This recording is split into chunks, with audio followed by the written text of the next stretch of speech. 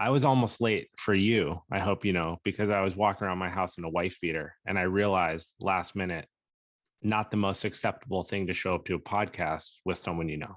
Yeah, I would have never let you hear the end of it either. But then the podcast started and you had a half naked man behind you superimposed. So I feel like maybe I should have worn the wife beater. Yeah, well, that was not a, that was just my buddy. He was just over, and we were busy. When did you know you're funny? I still don't think I am a lot. Objectively, you are. I've done quite a bit of research at this point, and definitively, you're funny. I think I pretty much tell people that comedy is not a talent; it's more of a disability. That makes sense. And I was a complete failure my whole life, from like birth until about, I don't know. I still haven't succeeded, but I mean, I was a true failure. And the only thing that I was good at was getting negative attention as a child. So I kind of went with it. Negative attention, meaning like you would do something bad so that they would pay attention to you, kind of thing. Yeah. And usually it was funny. Right. And so I kind of thrived on that attention. And then I just kind of went with it. I dug in at a certain point, Right. I was like, you know what? Nothing else seems to be working. I might as well lean into this. Right. And I don't know, I had like teachers and stuff say, as much as they hated me, they couldn't admit, they still would admit that I was funny. But you weren't like a shithead, or you were? I wasn't malicious. I wasn't, I just couldn't pay attention or be, do what they wanted. So I was just like, we're doing what I want to do. And I could derail a whole class.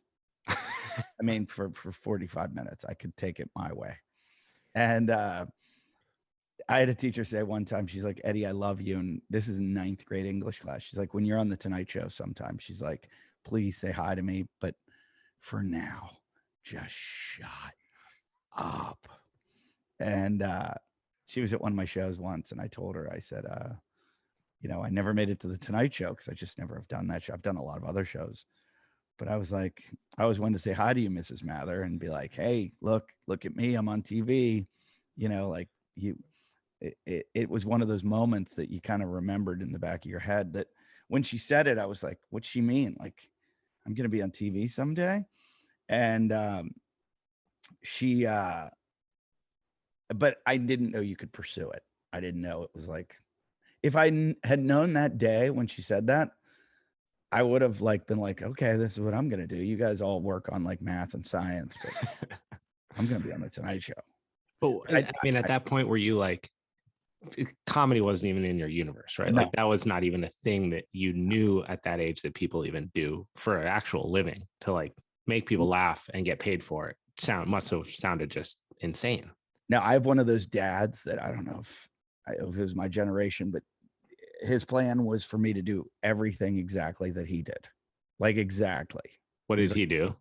He was like, you're going to go to my high school. You're going to go to my college. You're going to join my fraternity. You're going to play my sports, and then you're going to go into my business. And I was like, and you were like, yeah.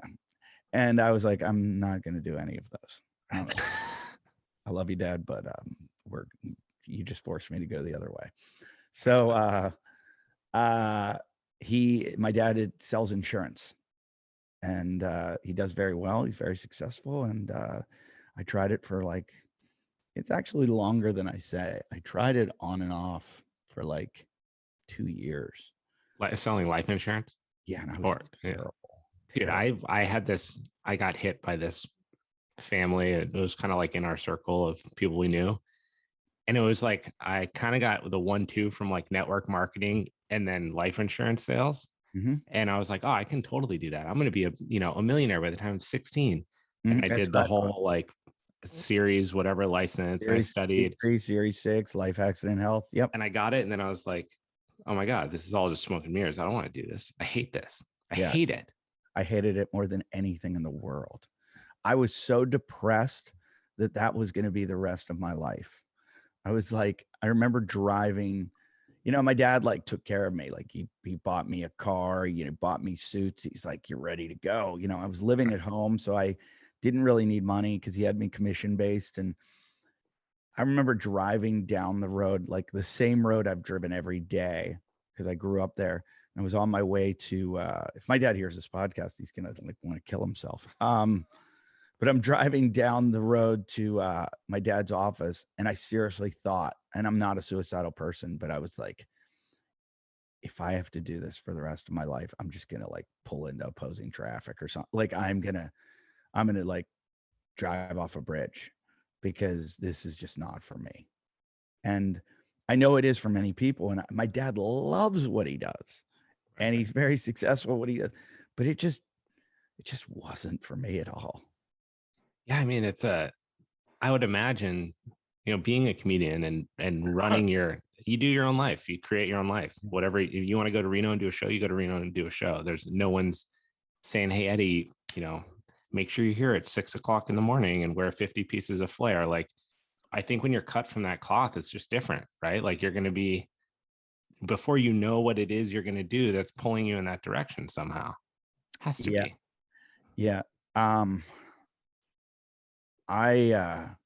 I remember back then, this is kind of like therapy for me. I remember I'm licensed. I'm not licensed. I have some like weird tickle in my chest right now, but please don't be COVID. I remember I remember sitting at home and constantly thinking of alternatives to doing that, to doing what my dad had me doing. Oh, I thought, my God, I thought you meant alternatives to driving your car. I was like, I guess there's a lot of options, but that's dark. No, I know how I'd kill myself, but I'd break a world record. It's like, so which one? I mean, just like jumping off, like base jumping off. Oh, like the highest. Okay. Yeah, something that people go, oh, so like if you fail. Oh, you like Eddie Ifft did? Like that? Well, no, like if you fail the suicide attempt, they're like, oh my God, he just broke the world record and blah, blah, blah. And I see. Like a fail safe. Yeah. So you're not committing to it. Well, yes. Like, so if I fail, then I broke a world record. I might have something to live for then. That's fair. He's the guy that, so anyway, I used to sit and write down business plans of things I wanted to do. And I just had like notebooks full of shit. And it was inventions. It was, I mean, lists and lists of stuff that I could possibly do. And I started researching the Eco Challenge. That came out right when I graduated college. What's the Eco Challenge? That was that race that Rob Burnett, who created Survivor, had. And he's like, recently, it's like the hardest adventure race in the world. They go 300 miles across the desert and all kinds of different terrain, mountains, and they raft, ride horseback, run. It was based on a thing called the Raid Gauze, where they helicopter or they parachute in. Mm-hmm. And I just looked at it and I'm like, well, I don't horseback ride. I don't rock climb. I don't, but I'll try. Like I'll do this. I'll go into adventure racing. And I actually called them to see how I could go about doing it. And I talked to Rob Burnett, who's now like a multi-billionaire. Yeah. He called me back and he's like, well, you need $60,000. And so you had to pay to be in the race. Yeah. And you need a sponsorship. You need a car. You need this gear and blah, blah, blah. So he was like, go out and get teams to sponsor you. And I was like, yeah, this sounds like a lot of work. I just wanted to like get on a bike. But I had talked to a friend for a little bit about doing it. And it's funny since, because I've done some crazy stuff sort of like that. And Rob Burnett lives near me, and I ran into him one time in a smoothie shop, and I was like, hey, and we have mutual friends, and on life, blah, blah, blah. Yeah, that's exactly where I was. And I said, hey, Rob, yeah, that's where they all are. You want to see celebrity? Go to Sun Life. Yeah, it's like the Malibu version of that restaurant that everyone goes to by Channel. That's stupid. It's been there forever. Garibaldi's or yeah. I'm butchering it now. Continue. Yeah. This is I was one time standing in Sun Life and Anthony Kiedis and Ed Norton walked in together. Like holding hands. Yeah, pretty much. Yeah. And I'm in front of them in line, and they're behind me, and I turn around to like look like who's behind me, and I double take, and it's so obvious that I turn around and I look at them and I go, "Don't act like this is normal." What do they say? And they both giggled because they knew, Yeah. it's two like superstars from two different worlds Yeah, totally. together. And I was just like, so then I get my smoothie and I go back, and all of a sudden Sal Masekela walks in from ESPN, and Sal's a buddy of mine. I think I've actually seen him in the water a couple times because he's friends with some of my friends down here. But he grew up in Encinitas. Yeah, ripping surfer, active, great surfer, outdoor everything, action sports guy. So I see Sal, and he's a CrossFitter, so I know him from CrossFit, and he hooked me up and got me kind of connected me to the surfing world. And I see Sal, and I go, "Sal, you're never gonna believe who I just saw in here." He goes, "Oh yeah, who?" And I go, "Ed Norton and blah blah blah." And like as we say it, David Duchovny walks in, and he goes, "Look at that!" And I go, "Oh my God." I go, "I've always wanted that guy on my podcast." I go, "Should I ask him?" He goes, "Don't do it." And I go, "Oh man, I'd love to have him." He goes, "Don't do it. Don't do it. Don't do it." I was like, "Yeah, I know." And he goes, "I saw him outside." He goes, "I saw David Duchovny outside." He goes, "Owen Wilson and him walked past each other." He goes, "And they didn't even say hi." He goes, "They just ignored each other." And I was like, "That's weird. Like, aren't you like when you're that famous in it's like a team, like a club, right?" Yeah. And he goes, "They just completely ghosted each other as they walked by." And I just thought, what a weird day of all. Totally. Yeah. And it's not like that commonly. I mean, and inside, I'm sure Edward Norton and Anthony Kiedis were like, "Is that Eddie Ifft and Sal Masekela outside right now?" Yeah. I had that happen with a friend of mine that's really famous. You got grouped in with their fame? No. Oh, No, bummer. not even close. I always am like, I'll be with like a famous comedian, and someone will come up and be like, "Oh my God, you're blah, blah, blah." And then they're like, "And it's you're are you somebody, I think that's what I am. I think you might, are you?" And that's what you write on your name tag at events. Yeah. So one time I'm with a friend, and we go to a concert. He's a famous musician. And we go to a concert of a comedic, the Flight of the Conchord. Yeah. And so we're at their concert, and he was friends with them. They gave him tickets, and we walk in, and someone comes running up to us. And my friend is super famous. And they go, "Oh my God, I can't believe you're here. I can't believe you're here. Can I get your photo?" And I go, "Here, I'll take it for you." And I go to take their phone, and they're like, "No, I want my photo with you." And they hand the phone to him. Oh, wow. And I just double over laughing. And I'm like, "This is awesome. This is like the greatest thing that's ever happened." And he's laughing too. It's probably a relief for him. Yeah, it totally was. He's super humble, and it was just really funny. And I was like, and I told him afterwards, I'm like, that never happens ever. It was like I paid the person to do it. But you take it when it comes, right? Yeah. So because I want to hear where the end of the story goes. So before you saw Anthony Kiedis and Edward Norton, and I derailed us on the sunlight topic, you were getting a smoothie. Yeah. I forget. Why was I getting? I totally forget why you were getting a smoothie. I forget why I was getting. As you were selling insurance, and you live next to the guy that started the adventure race. Oh, and I ran into Mark Burnett. Mark Burnett. I told him that I wanted to run the race, and I didn't bring up that, I called him, 25 years ago or whatever, and asked him, like in the beginning when he was a nothing, but he kind of like really shrugged me off, like, "No way." And I told him my buddy is a guy I hang out with that's on my podcast all the time, Hunter McIntyre, is probably the top obstacle course racer in the world. And he's like 8-time world champion. And I was like, "Hunter and I want to do this. We just ran this 68-mile race together, blah, blah, blah." And he's like, "Yeah, no." And he knows Hunter. I was like, "Wait, he just said, no, you guys can't do it?" He kind of was, I thought he'd be like, "Yeah, entertain the thought." No, he was not interested at all. Was he like a dick about it, or?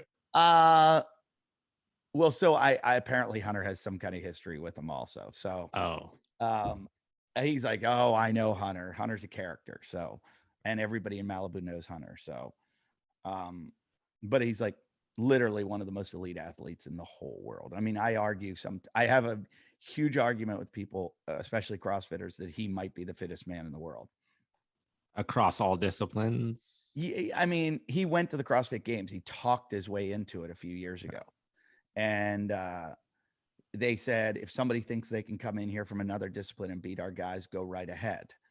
And so he trained for it. He talked them into like letting them compete. And, you know, they brought in like the first day of the CrossFit Games, they were like, I think 80 people, and they were going to knock it down to 40 the next day. He made the cut for the next day. Yeah. And then they were going to take it down to like 20, and he messed up an event out of like a skill that, and a lot of like not gaming from experience. Right. Not that he wasn't fit. And so he got knocked out. But like if the next event was like this running event where he would have smashed everybody. Right. So he would have got like, he would have kept getting narrowed down. That there were some guys that did like some mathematical analysis and figured out like from his times and everything that he would have been about 23rd. So in the CrossFit Games, he would have finished 23rd for a guy who didn't Just really walk on, right? Yeah. And so I said, what would those guys do if they went into his sport? There's no way they would have been top 100. But I feel like that's a tough argument. I think about this a lot too, because you could say that for most sports. If I don't know Hunter or his skill set, but if you took him and you put him on the field with the Eagles and you had him run the ball up the middle, it's probably going to get his ass kicked, Sure. right? Pummel. Sure. If you put him in an octagon, he's going to get choked out. He might be athletic and capable, but I think if it's a skill similar to their skills in CrossFit, right? He would have if it was the other one, but it wasn't. It was one that required a different skill that he didn't have. So it's tough to come up with the best athlete of all time. This is an argument I have all of the time. So the argument is, are you the fittest person in the world? Are you the most athletic person in the world? Are you the most trained person in the world? Because take something like the decathlete. That isn't the most athletic. That is someone who learned the skill set of right. javelin, shot put, hurdles, running, you know. Okay. Right. Take someone that CrossFit. All CrossFit is a definition of fitness by the owner of CrossFit. For sure. So Dave Castro, that programs the CrossFit Games, chooses the events that are in it. And they pretty much have a template of what it's going to be. And then they practice. So Hunter got knocked out doing handstand walks. And because his handstand walking skill wasn't there, not that he didn't have the fitness for the handstand walk, his skill level of it was not there. But also he didn't strategize it properly, because it was like, it's a long story, but he had to do rows going into it, and he blew up in he went too fast in the rows and then blew up where all the other guys, stability. Where all the other guys knew, take it really slow and then because it's going to catch up to you in the walk. So that came from experience. What I argue with the CrossFit Games people is that they should let the people train using the template of CrossFit. But when they get to the CrossFit Games, every once in a while, or not every once in a while, every games, there's probably about one or two events that they talk about the something in the unknowing, I forget what they call it, but they throw them an event that it's nothing that they've ever really trained for. They'll be like, hey, you're going to take this wheelbarrow full of sandbags, push it down this field, throw the sandbags over this fence, climb up the fence, carry the sandbags up the hill. You can't train for that. You know, like you can't have sandbag throwing skills, not knowing the size of the sandbag, wheelbarrow, you know, like. Yeah, but the prerequisite there is strength across multiple planes of motion, which is, it's always going to favor Olympic lifters. Well, so if it's moving a fixed object. Right. But if there's and then if you're coming back and you're running across a field, you know, where that way you can throw into it where it's fitness. Is that event?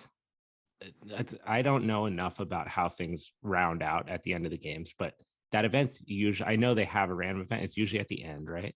No, it's so So random. it's not like an X factor. It's not like everyone's here, and then now that we're here, you got to do this event, and that kind of spits out the winner.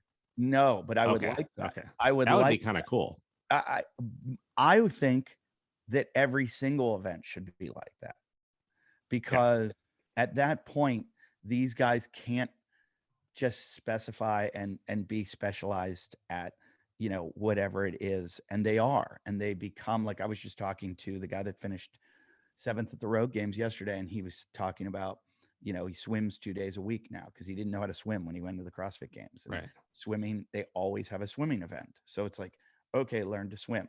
Well, make them swim with a weight vest on. Make them, Right. like make them swim on or carry an object across water that they've never, Right. you know, run around a football field or a track with a refrigerator that they don't know how to carry. I think Yeah. they need to make an event. Someone needs to make an event that is like a year-long event of sport, and it has like an Xterra race in there, a Tough Mudder race in there, a CrossFit event in there, a couple of rounds of grappling. Like, put it all into a 1 year long thing and see who can stay healthy. One, I will tell and you then about, who can complete it. I will tell you about a television pitch off air because I don't want anyone stealing it. Yeah. I've pitched it a bunch of times and we've gotten to like really good places with it, and then it's died. But it's like a multi, you know, it'd be like American Idol if I could get it to go. But we've, it's the kind of thing, like the television shows I pitch all the time because I go on meetings like this every week. And I pitch TV shows that are like, hey, we write a script and you make the show. This Right. is like, we build a giant show, and I don't have the capabilities to build it. So I'd have to always, they make you attach with producers. I'd have to attach with some giant producers with like a monstrosity of a show that is like a mega show that we'd have to pitch to the networks. Like So, Wipeout meets American Gladiator meets CrossFit Games. yeah, it's that kind of level of, and so having no history, it's a hard one to pitch. I mean, it's almost like I just give my idea to the production company, they go pitch it. And Right. Have you seen those races? They're so gnarly. I heard about them first on Barbell Shrugged. I don't know if you ever used to listen to that podcast back in the day, but they profiled these. They're like these gnarly multi-day adventure races. They do them in like Virginia, and these guys they're running for like 48 hours straight, and they have all these obstacles, and they're like self-sufficient while they're doing the race. And I think it's like 15 people do it a year, and like 4 finish, and it's disgusting. They all get foot rot, and they get like, they're just running through the dark like this with the headlamp on, and like, I'm pretty much familiar with all of them because I don't know, I get bored of having guests, CrossFit guests on the show, so I like that, and I like those people. I don't want to do that. Hunter's girlfriend, I mean, it sounds miserable. Hunter's girlfriend just won the Toughest Mudder, which was a 24-hour race of a 5-mile loop. That's horrible. You know what's coming. Well, yeah, 5 every miles time. How many laps you can do of this loop? How many did she do? She made it 95 miles. 95 miles in 24 hours, and with 300 obstacles. There's 300 per 5. Well, so there's like an obstacle every quarter mile. Oh, so it's like I did that Tough Mudder in Temecula once, and it was kind of, we're all trainers. Someone was like, hey, do you want to do this? We went and just showed up and did it. The hardest part for me doing that was the running, because it was like 10.1 miles, and up until that point I don't think I'd ran more than like 5 miles since high school because I just hated it. But having the obstacles in there, it was so fun, and it was such like a good kind of like little team building thing. Yeah, it breaks. But at the end, those like the electrical wire shit. Yeah, that looks. So the hanging things, I'm like, looks really dumb.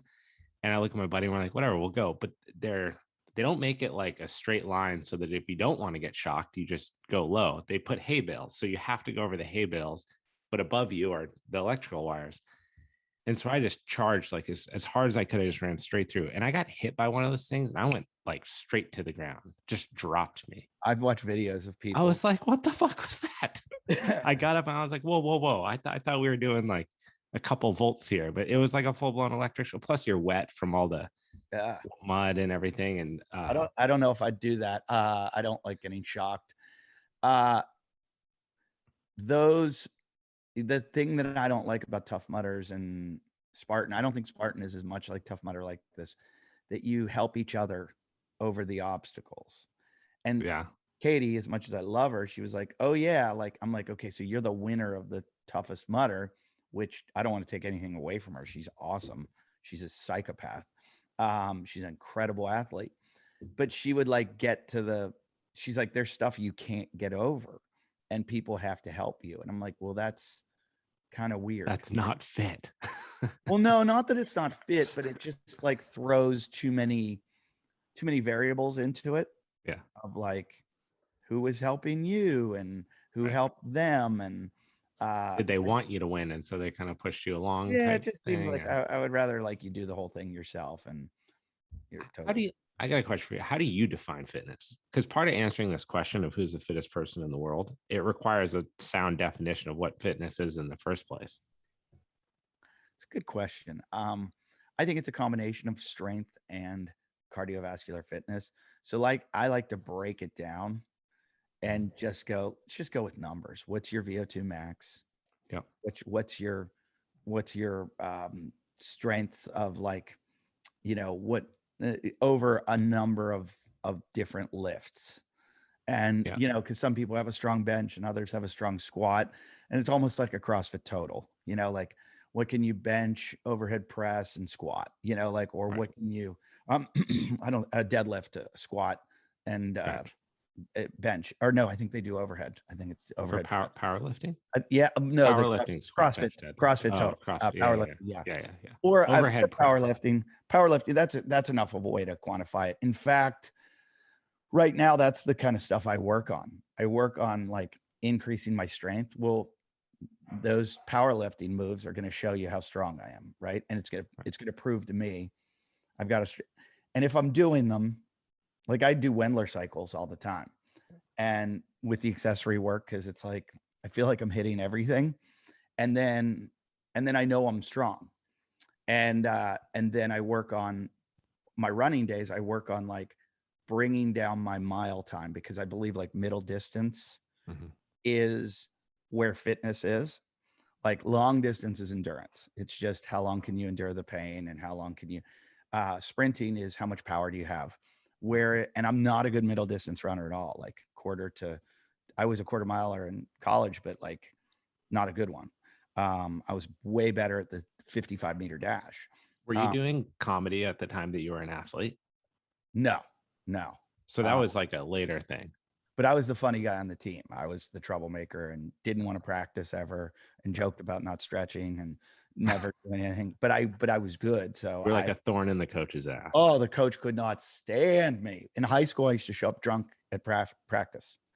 And for track. Yep. Drunk. I'd be like doing like our workouts, and I'd be like, I'm going to puke. And the coach would be like, well, you're not running hard enough. I'm like, it was those beers I had when I skipped school today. Did you have a drinking problem? No, I didn't have a drinking problem. I was just Fast Times at Ridgemont High. On the Venn diagram of drinks and sports, yeah, that's like where the problem is, right? Right in the middle. Partying was number one. Sports were number two. Fair. And when I got to college, same thing. And I probably washed out of sports because partying was more important. Do you think you had more potential? Yeah, I do. I know that now, but I didn't believe in myself then. Why? I thought because I was white and I was a sprinter, and I just thought that I had reached my potential at speed. And I didn't know I was a hurdler, and I didn't realize how good my times were. And I didn't realize that that I could keep getting better even with my form. I thought I've maxed out form. Like I have top hurdling form. The only thing that's holding me back is speed. And since then, now that the internet exists, I'm able to do analysis and go, oh, wait, this guy's not even as fast as me, but he's like, like the number 2 Canadian in the world. Right. And he's going to the Olympics, and I'm faster than he was. So he had better technique than me. And I could have worked on my technique more. And also I know now that you can actually get faster and work on your speed. Right. And I just thought I, tapped out, and I was like, this is it. This is all I got. Right. So Do you ever look back on that and regret not being more focused through that time in your life and like pursuing your athletics the way that you now reflect on it and know you could? yeah, I didn't know athletic. I thought social life would get me everywhere. And I enjoyed social life. Track was really hard, Mhm. and there was no glory at all. Like there'd be like 2 people at my college track meets. And I was telling somebody yesterday, I go, even my girlfriend at the time wouldn't ask how my meet went. Like she didn't give a shit. Like she was like, oh yeah, you run track. I forgot. Uh, and so there was like nothing to gain from it. There was no glory in that sport. Yeah. There was no, like the sport you did, you're a hot dog, you're coming down the mountain, everybody's watching. They think it's cool. It's exciting. Chicks like it. The sport I did, unless you're at the Olympics, nobody's watching you. No one cares. And So even then, unfortunately, like, I mean, Usain Bolt's got to be the biggest sprinter that there's been in no one can name another. decades, right? And name me the second guy, Yeah. unless you're in the world of sprinting or you're someone who trains or like you're in the collegiate sphere. It's just not. And to be honest, my social crew or whatever I was in, that's not a sport that they care about. Right. So the people that were finding what I do interesting were not the people that I was hanging out with. They weren't my social circles. So it was like I was deviating from like my friends and my people over to this whole group that I was like, oh yeah, I guess I'm hanging out with you guys now because I have this weird talent. And I love action sports now. I would have never been good at them because I have an amygdala that doesn't Like fear.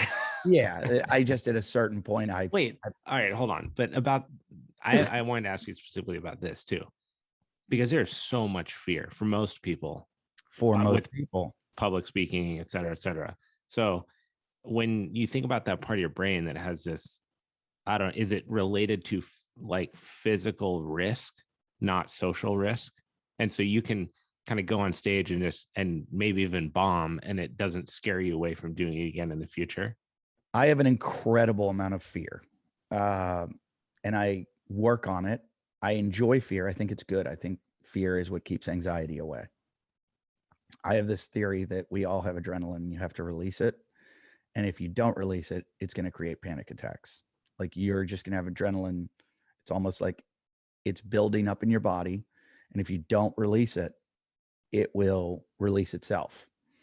And so you have to go out and scare yourself every once in a while. And if you aren't scaring yourself, it's going to hit you and you're going to get built up with anxiety because our body has a natural, we used to have fight or flight all the time. We're evolutionarily built to, run from animals and save our lives and be in that fear and fighting situation to fight for things. Well, we don't do that anymore. So that's why there's so much anxiety around the world. So I like going surfing and putting myself every once in a while in a situation where I'm like, fuck, I shouldn't have paddled out into this. Right. This is way too big.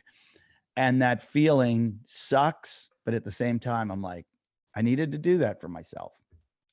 And there's kind of a little bit of after it's over, it's like, whew, I did that.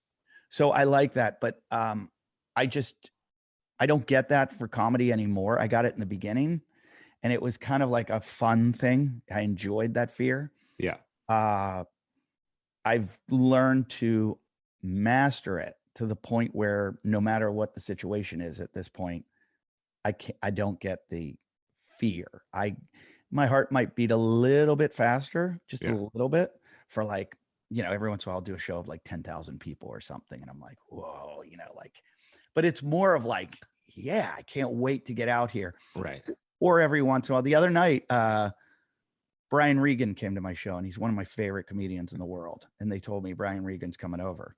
And I was like, to be in your show, or he was in the audience? To be in the audience. He Yeah. had finished his show at another casino in Reno, and we had never met, and he just wanted to come over and hang out. And so he came over, and I look back of the room, I see him sitting there, and he's like an idol of mine. Like, I just look at him as he's the best clean comic that exists. And I'm not a clean comic, but I have so much respect because it's so much harder to do.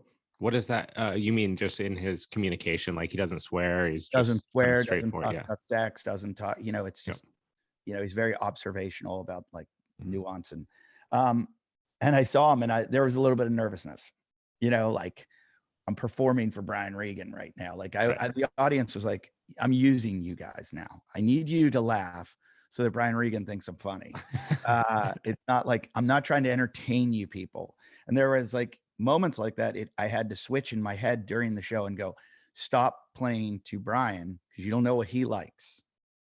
Play to the audience because you know what traditionally works and what you do, and just basically be yourself, be your funny self, and it'll all work. But that battle was going on in my head the entire show. So going back to like the nervous thing, there's no fear for me really at this point. And I guess it's the same with like a skier or, a cliff diver or, big wave surfer, that at a certain point of just doing it over and over and over and over, the fear, like I used to ski moguls and do mogul competitions. I couldn't imagine doing a backflip off of anything. That's so funny to me because there's been this part of me ever since I was like younger that has always wanted to do stand-up comedy. I've always wanted to. I've always kept like a notes in my phone of jokes, and I've wanted to do it forever. But I'll read them back to myself out of this situation, and I'm like, this is so dumb. It's not funny. No one will ever think it's funny. And the amount of fear that I get thinking about, like, I have no problem public speaking. I'll stand up and give a presentation. I love that kind of stuff all day long, no problem. The thought of going up and trying to put my humor in front of everybody and hope that it like lands on how I thought it was funny before, and then it actually being funny in the moment, and almost knowing that I would need the affirmation and the laughter to keep going down that same track confidently scares the shit out of me. It might be the single most scary thing in my life. So two things. Knowing that I want to. Two things. I'm the opposite. If you told me to go up and speak seriously, yeah, I would freak out. Like when I have to give a best man speech at a wedding, I like live for those moments. I make it funny because I can't be serious about it. If I have to give a eulogy at a wedding or at a funeral, I freak out. Like I'm like, oh no, like I have to. Or if I'm like working, because I try to create TV shows and stuff, and when I pitch, it's okay. But if I had to give a presentation or something, I would freak the fuck out because my backstop is comedy, and that's where I'm gonna go to. That's my safe zone. I don't feel safe not doing the funny. So I'm the opposite of where you are. There's a funny joke by Seinfeld where Seinfeld says, it's one of my, I'm not like a huge Seinfeld fan. I like him, but this one joke in particular, I think is just so insightful. He said, man's biggest fear is speaking in public. Number 2 is death. And that means that the man giving the eulogy at the funeral would rather be the guy being eulogized. It's true. And we based, so I'm buddies with this surfer, Albie Layer, who's one of the best big wave surfers in the world and best surfer all around. I'd never tell him that to his face because I don't like to compliment him, but he's, in my opinion, he's one of the best surfers in the world. And because he can do like incredible airs and great turns, but he also can surf big waves. He and I were surfing together. I broke my elbow just paddling. Another story. You're made of glass. Yeah. I mean, it was the weirdest thing. I just like took a stroke and was like, what the fuck? And he's like, you weren't even surfing. He's like, you didn't even ride a wave. And I'm like, I don't know what's happening. Rub some C4 on it. Yeah, that's exactly what he did. And he was making fun of me, and I said something about how I wouldn't surf any big waves, and I said, well, you'd never do what I do. Like what I do is just as scary. And he's like, you're right. And the editor of Surfer Magazine was with us, who's a friend, and he was like, oh my God, this is great. He's like, Albie, you should do stand-up. Eddie, you should go surf Jaws. Oh, fuck. That's such an unfair proposition. I agree. In fact, so they made a 7-part series where they filmed us getting ready to do this. Like Albie was going to do stand-up. I was going to, and Surfer went out of business in the yeah. Sadly. Yeah. Well, we were so did everything that revolved around action sports, but yeah, that's another conversation. Yeah. They took me toe-in surfing, though, training me to go to Jaws. Originally, it was going to be like on swell, like proper Jaws, or yeah. Oh, so you were going to basically die. Yeah, basically, because I also wanted to go left at Jaws. That was one of my arguments, that I wanted to go left, and they're like, if you go left, they go and they're like, if you go left, it will be better for you initially, but the rocks are over in the left, and if the jet ski doesn't pick you up in time, you're dead. I mean, I came down to San Diego and would do my jet ski training, did the whole, pulling the vest, everything, like deep water. I took breath classes, and building to this the whole time, I kept saying, I don't even know. There's a very good chance that I will go out there at Jaws, look at it and go, it's not happening, guys. Absolutely not. I have children. Yeah. But what a lot of them were arguing is that they were going to tow me in, and they tow me into, little one, shoulder, and a bigger one, and a bigger one, and a bigger one. And they go, by the end of the day, you're going to be like, we're coming back tomorrow. Right. And, one of my buddies, Jamie Sterling, who's a big wave surfer, was like, we're going to start out. And he goes, I want you to come to Oahu first, and we'll go out to Phantoms. And he goes, you're going to love this. He's like, you're going to get into it, especially towing, because it's cheating and it's easier. But I went to Jaws and looked at it, and I was just like, I saw it on a day that it was big, but it wasn't surfable. And I was just like, oh my God. Like, I don't know. I don't even know about going out on the back of the jet ski. And but Albie was just as scared of doing stand-up. But back to your thing of saying them two aren't comparable. I tried to say that, and I go, me doing Jaws is like, Albie, your first time going up at the Apollo. Right. Yeah, exactly. Like, it's not apples to apples. No, like performing in San Diego at the Comedy Store in front of like your surf buddies is not the same as me. No, it would be a sellout next. It's like, hey, we're going to sell out an arena, do a Netflix special, and sail or bomb. This thing's going live on TV for the rest of your life. Yeah, that was. And also, there's a 85% chance we're just going to shoot you in the middle of it because we feel like it. That's what it would actually be like. Yeah, his argument. There were a lot of funny jokes in it. His argument was that I'm a better stand-up, or I'm a better surfer than he is a stand-up. And I said, that's not necessarily true, especially when it comes to big wave surfing. And but I said my argument was that I could die during mine. I could physically die. And he said that he goes, no, I could die too. I go, yeah, you're just gonna bomb. He goes, no, because if I bomb bad enough, I'll kill myself. Oh my God, this guy.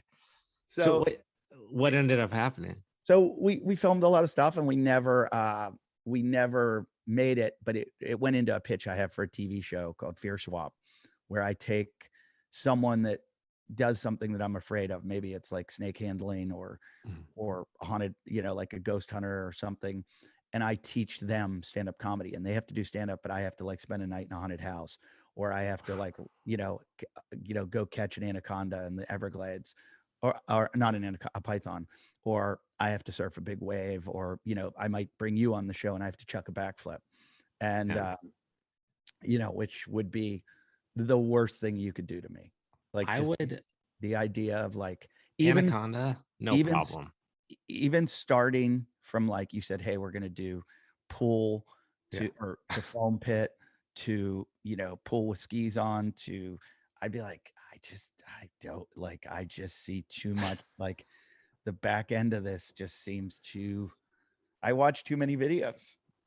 I don't think the main thing on that list that rubs me the wrong way is the ghost hunting stuff. Like I'm not down to watch a scary movie because then I can't shut my cabinet when I brush my teeth kind of shit. So I just think someone's gonna be behind me. Yeah. To spend a night in one of those spots, like an old bunker or something like that, no. You'd go chase a python Hands in down. the Everglades? I don't mind snakes. I actually I mean, am I gonna die? Like what's the No, they're is pythons. this like there's a They can, crew? they can bite you. They're not poisonous. No, yeah, python all day. I would do that probably before I did the stand up. Swim with sharks? Like Rob Dyrdek did, like that style where you're like, You're down there feeding them? for sure. Okay. See, there's a bunch of stuff where, you know, I am fear. I have lots of fears. I'm claustrophobic, which means it's a fear of being trapped. So I just have real trouble in like elevators. How do you deal with hugs? I'm okay. I don't like when some like big fucking dude, like an MMA guy, like locks me up, and Okay. I don't like it at all. I don't like headlocks. I can't do jujitsu because of it. Mm-hmm. I don't like elevators. I don't ride elevators. I don't like roller coasters anymore. I rode them my whole life. I love the idea of flying around a roller coaster. I don't like the idea of that. It's the latch. The latch. Yeah. The latch. I don't like it. Can you watch videos of could you watch a video of someone being buried alive, like a Fear Factor type show? I can barely watch that stuff. I don't like that stuff. Anything like, I'm not afraid of confined spaces. It's not claustrophobia. It's a confined space with a lock on the door. So you could actually be in a small space that you knew you could get out of, and it wouldn't. Right. It would be but no you harm. put me in a big space, like, so I don't ride elevators. Yeah. But I take the stairs all the time. But you put me in a stairwell, which is giant, and the door locks at the end, I freak the fuck out. Yeah. And it's the whole idea of being trapped. And so like, I don't wear a wedding ring. Because is this a joke? No, it is a joke. I do have a joke on stage, but I my fear of it getting stuck on my finger. Really? Yeah. Have you ever been arrested? Once. How scary was that for you? Once in handcuffs. And I remember always thinking I don't want it to happen because I won't be able to handle it.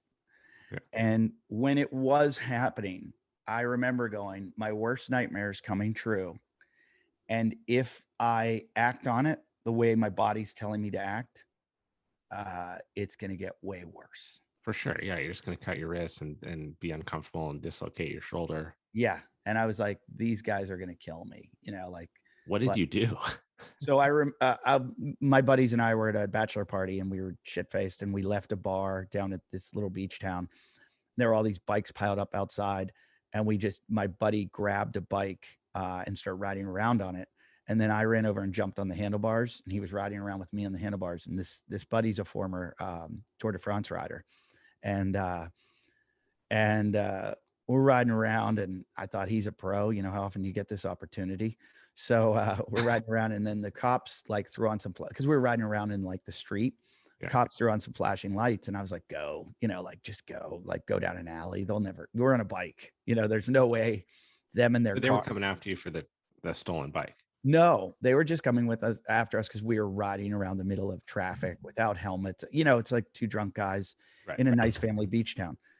Well, they got us. They cornered us like down an alley, and they're like, get off the bike. And they were like, you guys smell like a brewery. You know, you can get a DUI riding a bike. And I'm like, well, I was just on the handlebars. There's your guy. And the cop said, where'd you get the bike? And I think I forget if it was like a kid's bike or something. And I go, we found it. Nice. And as soon as I said we found it, he goes, put your hands behind your back. And as soon as I heard that, I was like, I know where this is going. And the town we did it in, I used to be a lifeguard, like an ocean lifeguard. And the lifeguards are like kind of with the firemen and with the police. So I thought, I'm going to talk my way out of this by telling them that we're all former lifeguards and, we're just at a bachelor party and we're just goofing around and we're sorry. And I go, hey, blah, blah, blah. And he's like, put your hands behind your back.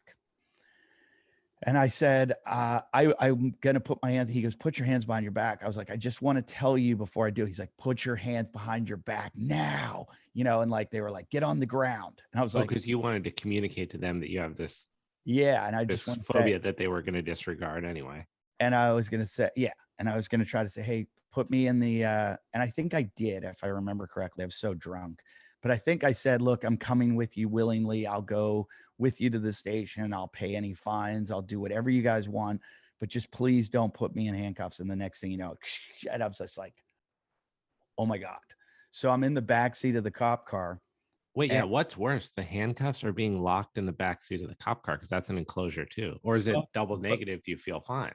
No, both were bad. Alcohol probably lessened it. Yeah. The shoulder, like, I don't know, anybody that's been in handcuffs knows, like, sometimes, especially if you like lift weights or work out, sometimes you have bad shoulder mobility and your shoulders, you're like, oh, this fucking hurts. So your wrists are hurting, your shoulders are hurting. You're sitting on your hands, which is just like, they're like behind you. And, the policeman starts driving around. They're not talking to you. They're not like, hey, what's up, guys? They're ignoring you. And they start driving around. And you're like, what's this process? Start going in my head of like, how long do they drive around? Yeah, I thought you were going downtown. Right. Like, when do we go to the police station? Do I go, and I start thinking, am I going into a jail cell? Which would be your ultimate nightmare. Yeah, that's where I start butting my head against a wall and kill myself. So I'm freaking out, and my buddy starts kind of mouthing off to the cops. And I just look at him and I go, shut the fuck up. Like we have to be on best behavior right now, because I just, it's, and I don't know why everybody doesn't do this. You get more bees with honey. The nicer we are, the more cooperative we are, the easier this is going to be. If we give them any slack, they're going to make it as hard for us as possible. Right. So I'm just like, I keep going, hey guys, I just want to speak on both of us, on behalf of both of us, and say we're really sorry. And that was really dumb of us. And we shouldn't have done that. We used to work here in the borough, and, like, I'm sure, and I start naming some of the police officers we knew. And I said, yeah, this is really dumb. This is a bad idea. And, so they take us back to the police station. They take one off my wrist and handcuff it to a bench. And I'm like, they're not telling us anything, and they treat you like, like a degenerate that you are. Right. And, they don't tell you anything, or it's not like, this is what you're going to do. This is what you're going to get. They're just, like, what's up, guys? Way to go. Right. And I'm like, are we going into jail for the night, or 2 nights or 3 nights? I've heard stories of friends that get like a DUI on a Friday and they don't get out till Monday, till court. And I'm like, and this was probably like a Friday. I'm like, is this a Monday thing? Is this tomorrow?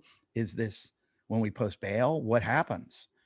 So the cop writing us up says, he's like, what do you do, Mr. Ifft? And I'm like, I'm a stand-up comedian. And he just goes, you think this is funny? And I go, no, sir. No, I don't. I don't think this is funny at all. And then my buddy, he goes, what do you do? I can't even remember his name right now. I'm having a mental block, Dan. He goes, what do you do? He goes, I'm a professional bike racer. And he goes, oh, we got 2 comedians here. 2 comedians. And I go, actually only one, sir. No, I go, I swear to God. He races the bikes. I go, I just sit on the handlebars and tell the jokes. And I go, I swear to God, and I would like started telling them what he did. And he had been asking them, he had been like fighting with them because he had to go to the bathroom. And he was yelling at them. And I guess he's got like prostate problems from cycling for so long, like being a cyclist. And so I was like, that's why he's got the prostate problem, because he's a professional bike racer. And so then one of the cops came in and knew who I was. Talk about getting recognized at the right time. there's your 15 minutes of fame that totally paid off, right? It did. And How old were you at this point? probably 30. You're like, this was last week. Yeah. And yeah, it could have been. No joke. My friends and I would have done this. The cop goes, I better not end up in any of your jokes. And as soon as he said that, I was like, I think I'm getting off. And I go, I promise never, ever, ever, ever will you be in one of my jokes. And he goes, you're a liar. And I go, nope, I swear. And so they kind of start talking to us. Mhm. And I'm like, oh, we're getting out of here. And I go, we just, we're sorry, we messed up. I go, we just want to get back to the bachelor party so we can see the stripper. And as I say that, he goes like this, stripper. And it's a nice family town. He goes, stripper, where do you guys have a stripper? And I was like, no, I was joking. There's no stripper. And I was like, not that it's illegal or anything, but right. and we did. We had a stripper coming, and part of me was like, I'm gonna miss the stripper. I'm in jail, and they're gonna all be back there for the stripper. So so the cop has us sign our papers, which we got. They were felonies, felony theft of a bicycle. And he told us, he said, if you come down to the court case, the judge will drop it to what's it called? Public disturbance or something, and then it's a misdemeanor. He goes, Right. but and I live in California. I got to go back to New Jersey for court. So as I'm filling out my paperwork, he goes, Mr. Ifft, not so quickly. And he goes, the other cop, he goes, put him back in the handcuffs. And I'm like, what? Is this a joke? And they handcuffed me again to the wall. And I go, what's going on? He goes, you have a warrant for your arrest. And I was like, huh? And he goes, you have a warrant for your arrest. And I go, for what? He goes, an unpaid ticket for a noise violation that you got here years ago. He goes, something about an air horn and a raft and blah, blah, blah. And I was like, and I had thought I paid off all my tickets. Like I went down before that bachelor party, I actually called a state policeman and said, I have warrants for my arrest for unpaid tickets. And I want to pay them, but I don't want to get thrown in jail. So is there a way I can do this? Because I knew this bachelor party would get out of hand. You're like, look, I'm planning on stealing bicycles on Saturday. Yeah. Like, I can't get caught for this. And I was like, I don't want what was happening to happen. So this guy walked me into a police station. This was like 4 days prior. Walked me in. I wrote a check for all my unpaid tickets. Yeah. And I was in the clear. And I go, I've paid all those tickets. He goes, I'm sorry, you got one here. You owe $250, blah, blah, blah. He goes to my buddy, my one friend that was a lawyer that came to like rescue us. He goes, get his wallet, take his credit card. He goes, what's your PIN number? Policeman says this. He goes, what's your PIN number? I give it to him. And he takes my card outside. He goes, get out $250. And he comes back in and hands the cop $250. And then is that legal? I swear to God, to this day, I think that cop just put that money in his pocket and let me go. Probably. Because it was cash. I didn't sign anything. I mean, you're lucky you didn't get locked in that cell. That would have been the end of you. I can't imagine your worst fear. Yeah. I mean, true all at once. I keep saying I should go to a psychiatrist and I tried a hypnotist once and that didn't work. And Dr. Drew told me, I used to be on Loveline, and Dr. Drew was always like, you got to go get CBT. Yeah. Is that cognitive behavioral therapy? He's like, you have to work this out. He's like, it's the only thing that's going to cure it. Is there how's the mental health across the comedic roster? Oh, awful. Right. This is so from an outsider's perspective looking in, it seems that this is like very commonplace. What, for people to be lunatics and the comedians are like down and out or self-deprecating and that's why I say it's a disability and not a talent. So every hotel I go to, they have to show me where the stairs are, and a lot of times the stairs are locked. So they'll have like security take me up the stairs, and then I feel like a piece of shit because I got to make this guy walk up the stairs with me every time I go upstairs. So the San Jose Improv has me at a hotel. I go in, I tell them, they have the security guard take me, and it's like a labyrinth that we have to go through to get to the stairs. Right. They've got like a convention center and this and that. And I'm walking with the guy and I'm like trying to explain myself. I'm like, sorry, dude, I gotta, I'm claustrophobic, blah, blah, blah. And I'm like, I guess you got to do this all the time. And he goes, no, no. I'm like, there aren't a lot of people with this. He's like, no, not really. He goes, you know, um, all the comedians from the improv stay here. And he goes, just them, a bunch of comedians. And I was like, what? He's like, yeah, I've had to take a bunch of comedians. He's like, and he starts naming them to me. And I'm like, that's my friend. That's my friend. And he named like 4 friends of mine. Then I'm like, they don't ride elevators? And he's like, no. And I was like, all because of this. Do you think it's the comedy is like a therapy for the rest of how the brain or like mental state is for these people? The only thing I can attribute it to is control. And it's a control issue that like I like to be fully in control. And I don't like when things get out of my control. And in that situation, I'm completely out of control. You know, if I were in an elevator and were to be stuck, I'm at, you know, but there's many other situations in my life where I am too. I'll tell you what. So you chairlifts get me too. Really? So well, yeah, because you want to jump off. I feel like that all the time. Oh, really? So when I grew up skiing, and when I was a ski instructor in high school, my buddy and I, and he was like the craziest guy I know. We were on a chairlift one day, and they always got stuck. We were at this little resort, Seven Springs, and they get stuck all the time. We're sitting there, and it gets stuck one day, and it's just longer than usual. And it starts to get to the point where it's like, you know, I'm feeling that adrenaline going through my body, and I just start to have a panic attack. It's probably one of the first I've ever had, and I didn't know that I had it. But I didn't know what it was, and I just start freaking out, and I'm like, what the fuck? What the fuck? What? And he just open palm smacked me in the face like as hard as he could. He goes, shut the fuck up, you pussy. Shut the fuck up. And I guess he was starting to get a little bit nervous, and my freak out was making him. Right. And that's kind of also who he is. Yeah. But it worked. It worked. It set me like off. And that I've learned that that's, you know, basically how you can set off, like change the direction of a panic attack of the spiral.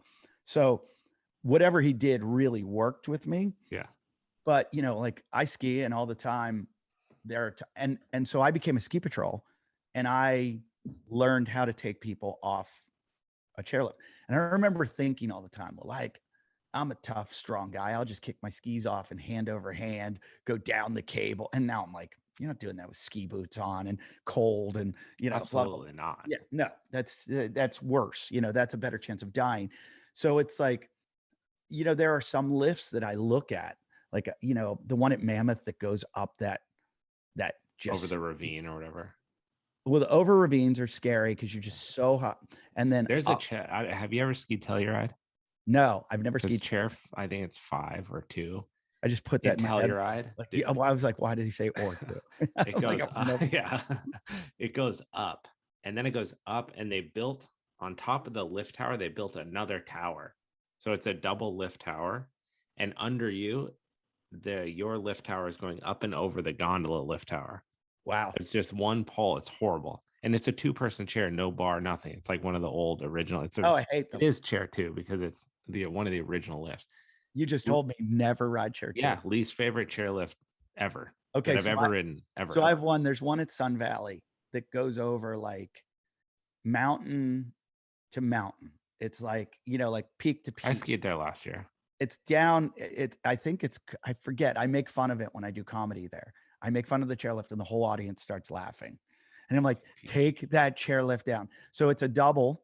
Yeah. I believe it's a double. Could be a triple, but it has no bar, no safety bar. And it goes over at one point such a high spot that while we're doing it, me and my buddy, he goes, he's kind of like me, a little bit like neurotic. He goes, can you imagine if we got stuck here? Oh, it'd be, I don't know what you'd do. As he says it, the chairlift stops. And it's a swing. It stopped, yep, for a good 15 minutes. And I was like, dude, I just kept going, why the fuck did you say that? Why did you do that to us? And I was like, so I told the story on stage, and everybody laughs. And a guy afterwards came up to me and goes, I'm a ski patrol here. He goes, I gotta be honest, we always joke about we've never had to evacuate that lift. He goes, we don't know how we'd do it. We don't know how we'd get to that portion of it. And I go, like, they'd probably have to like helicopter guys down. Yeah, for sure. And I'm like, that's horrible to know that.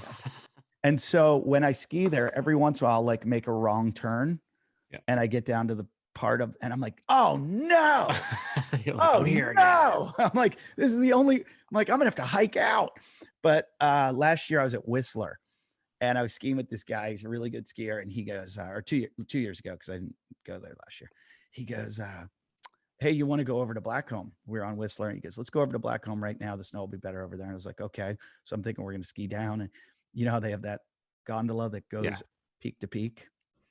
And I was like, gondola's fine though. You're in a gondola. Yeah, like a tram. Yeah, a little bit, but this has a glass bottom, you know. And he goes, let's do it. And all the lift lines that day were just packed.